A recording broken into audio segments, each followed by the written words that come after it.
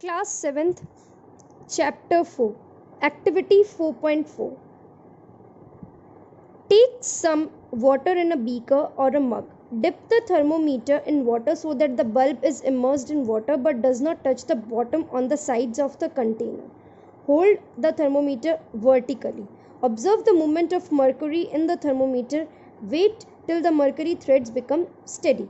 आप क्या करो, एक बीकर लो, उसके या फिर एक मग ले लो, उसके अंदर टैप वाटर फिल कर दो एंड क्या करो, इतना पूरा नहीं फिल करना, हाफ फिल करना है एंड जो आपका लेबोरेटरी थर्मोमीटर है आप क्या करो, उसको इंसर्ट कर दो उसके अंदर ताकि जो बल्ब है हमारा लेबोरेटरी थर्मोमीटर का वो उस पानी के अंदर डूब जाए एंड ध्यान रखो कि जो बल्ब है वो बॉटम तक टच नहीं हो, उसके ऊपर दैट मीन्स कि बॉटम में रहे लेकिन साइड्स तक नहीं टच हो, ठीक है। एंड उसको होल्ड करके रखो सीधा वर्टिकली, ओके, जैसे आप देख पाओगे नेक्स्ट आपकी पिक्चर के अंदर। एंड ऑब्जर्व करो मरकरी के मूवमेंट की, okay, and wait till the mercury threads become steady and ध्यान रखो जब तक मरकरी की जो थ्रेड है वो स्टेडी आ जाए, ओके।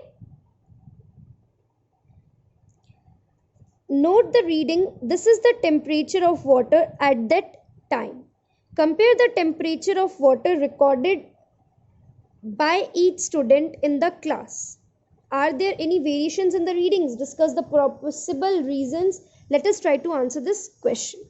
देखो, आप उसकी रीडिंग नोट करो, जब आप देख पाओगे कि मरकरी का जो लेवल है वो स्टेडी हो चुका है, अब और नहीं हिल रहा है, वो ऊपर नीचे नहीं जा रहा है, एकदम स्टेबल आ चुका है। एंड कंपेयर करो, आप अपना रीडिंग कंपेयर करो एंड दूसरे का रीडिंग। ये नॉर्मली केमिकल मेथड्स या फिर केमिकल कंपाउंड्स अलग अलग जगह पे यूज़ किया जाता है, तो ये लेबोरेटरी थर्मोमीटर आप सिर्फ एक्टिविटी में ही देख सकते हो, हम लोग इसको नॉर्मली करेंगे नहीं। So let's read it, okay, further. अब ब्लू वाला बॉक्स देखते हैं हम लोग। In addition to the precautions to be taken while reading a clinical thermometer, the laboratory thermometer के लिए आपको क्या precautions रखने हैं? It should be kept upright, not tilted. आप उसको क्या रखोगे, एकदम सीधा रखोगे, टेढ़ा नहीं रखोगे, ओके, tilted मतलब टेढ़ा नहीं रखोगे, okay. Bulb should be surrounded from all sides by the substance on which the temperature is to be measured.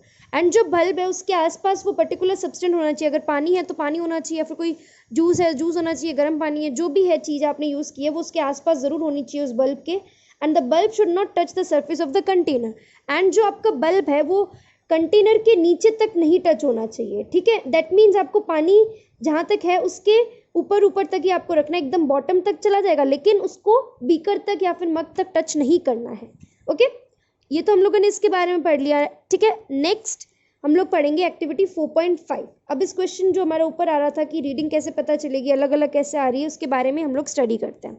Take some hot water और a mug in a beaker or a mug, dip the thermometer in water, wait till the mercury threads become steady and note the temperature.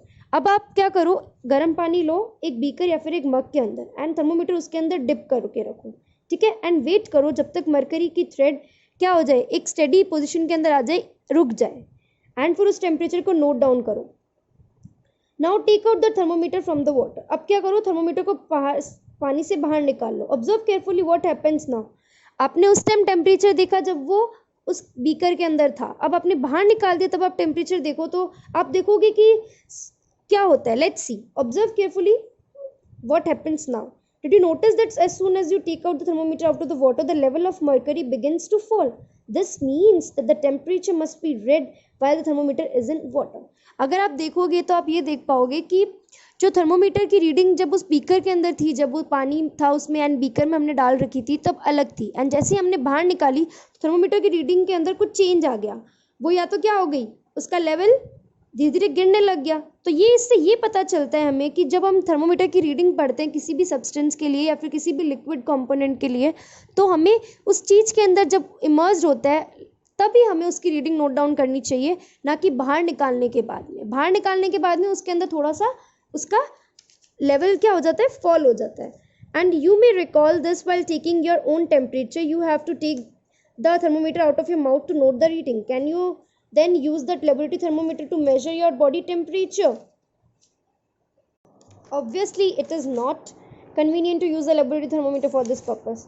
आप लोगों ने देखा था clinical thermometer को जब आप use कर रहे थे तो उसके अंदर आपने क्या किया था कि आपने टेम्परेचर अपने माउथ, पहले आपके माउथ के अंदर थर्मोमीटर था, फिर आपने बाहर निकाल के उसका टेम्परेचर देखा, लेकिन वो क्या था, अलग था, क्योंकि हमने माउथ में रखा and then after that we have taken it out and then we have measured the particular temperature. लेकिन ऐसा लेबोरेटरी थर्मोमीटर के साथ ऑब्वियसली नहीं हो सकता, क्योंकि हम इसको यूज़ करेंगे तो उससे हमें पता नहीं चलेगा कि क्या एग्जैक्टली रीडिंग आ रही है। Okay, why does the mercury not fall or rise on a clinical thermometer when taken out of the mouth. अब अभी क्वेश्चन पूछा है मैंने इसमें यहाँ पे आपसे कि मर्करी का लेवल क्यों नहीं गिरता है जब हम उसको क्लिनिकल थर्मोमीटर के अंदर, जब उसको हम लोग अपने माउथ से निकालते हैं। Observe a clinical thermometer again, do you see a kink near the bulb. अब आप क्या करो, क्लिनिकल थर्मोमीटर को वापस से देखो, जैसे आप इस पिक्चर के अंदर देख पा रहे हो, फिगर 4.6 के अंदर आप देख रहे हो कि एक हल्की सी आपको उभार देखने को मिलेगा इसके अंदर, दैट इज अ किंक। इसको किंक कहते हैं। What is the use of the kink. अब ये किंक जो उभार आपको बल्ब के पास में देखने को मिल रहा है, what is the use of this kink, it prevents mercury level from forming its own. अब ये क्वेश्चन ही पूछ रहा है और आपको आंसर भी दे रहा है कि इस किंक का क्या यूज होता है। ये किंक मर्करी के लेवल को अपने आप गिरने से रोकता है। दैट मीन्स मर्करी का जो लेवल आ चुका है आपके माउथ से कैलकुलेट करने के बाद में, एंड बाद जब आप निकाल के देखते हो तो ये किंक उसको अलाउ करता है कि क्या करता है कि वो मर्करी का लेवल नहीं गिरे। Okay, there is a lot of concern over the use of mercury in thermometers. Mercury is a toxic substance as is very difficult to dispose or if a thermometer breaks. These days digital thermometers are available which do not uses mercury. देखो clinical thermometer no doubtly use किया जाता है, लेकिन एक बहुत concern की समझने की बात है एंड आपके ध्यान में रखने की भी बात है कि जो मर्करी का यूज़ है थर्मोमीटर्स के अंदर जो किया जाता है, एक्चुअल में मर्करी क्या है, एक टॉक्सिक सब्सटेंस है। ठीक है, वो क्या है, एक toxic substance. That means mercury एक टॉक्सिक सब्सटेंस मतलब विषैला पदार्थ है एंड इसको हम लोग जल्दी से डिस्पोज नहीं कर सकते, मतलब नष्ट नहीं कर सकते। जब थर्मोमीटर टूटता है तो ये इसको हम लोग इजीली क्या कर सकते हैं, नष्ट नहीं कर सकते। सो आजकल इसीलिए आज के दिनों में हम लोग डिजिटल थर्मोमीटर जो मार्केट में आपको इजीली अवेलेबल हो जाता है वो यूज़ करते हैं, क्योंकि उसके अंदर मर्करी को यूज़ नहीं किया जाता। ठीक है, next, transfer of heat. You might have observed that a frying pan becomes hot when kept on a flame. It is because the heat passes from the flame to the utensil.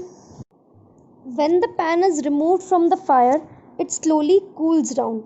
Why does this cool down? The heat is transferred from the pan to the surroundings, so you can understand that in both cases the heat flows from the hotter object to a colder object. In fact, in all cases, heat flows from a hotter object to a colder object. आप लोगों ने देखा होगा कि आप लोग frying pan देखा है आपने कि आप जब उसको स्टोव के ऊपर रखते हो तो क्या होता है, वो गर्म हो जाता है, क्योंकि क्या होता है कि हीट पास हो जाती है, जो हीट है वो यूटेंसिल से पास होती हुई उसके अंदर चली जाती है, उस पैन के अंदर। सो जब आप उस पैन को फायर से दूर करते हो, आग से दूर करते हो, तो आप देखते हो धीरे धीरे वो क्या हो जाती है, वो कढ़ाई है जो पर्टिकुलर वो क्या हो जाती है, ठंडी होने लग जाती है। ऐसा क्यों हो रहा है कि heat transfer from a fire pan, क्योंकि जो हीट पैन के अंदर है वो अब धीरे धीरे पास के सराउंडिंग्स के अंदर पहुंच जाती है। सो इन दोनों केसेस के अंदर हम ये पता चलती है कि हीट जो है वो गर्म ऑब्जेक्ट से ठंडी ऑब्जेक्ट तक मूव करती है। इनफैक्ट सारे केसेस के अंदर यही होता है कि heat flows from the hotter object to a colder object. How does heat flow, let us investigate. अब हीट कैसे फ्लो होती है, let's see. Okay, activity 4.6, take a rod or a flat strip of a metal, say of aluminium or iron, fix a few small wax pieces on the rod. These pieces should be nearly at equal distances. Clamp the rod to a stand. If you do not find a stand, you can put one end of the rod in between bricks. Now heat the other end of the rod and observe what happens to the wax pieces. Do these pieces begin to fall? Which pieces falls the first? Do you think that heat transferred from the end nearest to the flame or the other end? आपको क्या करना है, एक rod लेनी है iron की या फिर एल्यूमिनियम की, ठीक है, फ्लैट रॉड लेनी है एंड उसके अंदर क्या करना है, आपको वैक्स के कुछ पीसेस उस रॉड के अंदर इक्वल डिस्टेंसेस के अंदर रखने हैं। मतलब रॉड के ऊपर आप वैक्स के पीसेस रखोगे, उसकी जो डिस्टेंस होनी चाहिए वो इक्वल होनी चाहिए। या तो आप कोई स्टैंड यूज़ कर लो, या फिर अगर वो नहीं है आपके पास तो आप क्या करो, 2 ब्रिक ले लो, 2 ईंट ले लो, उसके बीच में वो रॉड रख दो एंड क्या करो, एक कैंडल लो एंड उसको लाइट करो एंड धीरे धीरे क्या करो, उसके अंदर देखो उस रॉड के ऊपर आप उसको लाइट करोगे तो जैसे जैसे रॉड गर्म होगी वैसे वैसे धीरे धीरे वैक्स बर्न होना, वैक्स मेल्ट होना स्टार्ट होगा, नॉट बर्न, मेल्ट होना, धीरे धीरे मेल्ट होना स्टार्ट होगा। तो पहले फर्स्ट वाला वैक्स मेल्ट होगा, फिर धीरे धीरे सेकेंड, फिर थर्ड, फिर फोर्थ एंड फिफ्थ, ऐसे क्या होगा, धीरे धीरे सारे वैक्स क्या हो जाएंगे, वैक्स मेल्ट होना स्टार्ट हो जाएंगे। तो heat is transferred from the hotter part one end to the other part. तो ये हमें समझ आ रहा है। तो नेक्स्ट हम लोग यही पढ़ेंगे इसके अंदर, the process by which heat is transferred from the hotter end to the colder end of object is known as conduction.